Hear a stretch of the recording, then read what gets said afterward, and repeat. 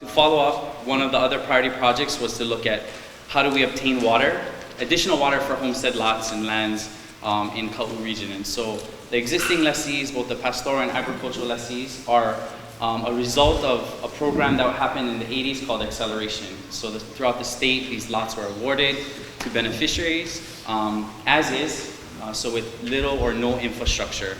And so one of the things that has continued to come up is we need water down at South Point along for our pastoral lots as well as our agricultural lots at Pu'ueo.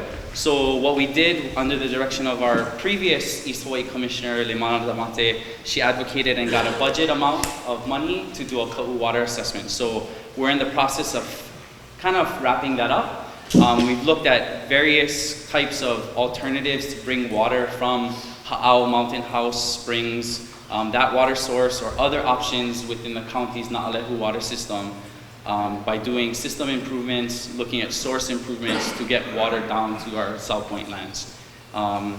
In that process, what we were able to do was to kind of really determine, okay, well, how much water do we need for our lands in this region? In addition to the existing lots, if we were to award the rest of the pastoral acreage or even our agricultural lands at Mauka and Waiuhinu, how much water are we looking at would be necessary for those lands to be usable and accessible? And so that's all part of this water assessment. We've looked at other water source options, as I mentioned. There was the old Kaʻū Gold Orange well that was along South Point Road. And so right now we're kind of circling back up with the county DWS to see if there's some short-term solutions that we can work on to get water immediately to the existing lots. And then for those future awards or future land or water demands, what are the long-term options that we can pursue as an agency to kind of come full circle to give water to these lands? And so that's something that we've been working on.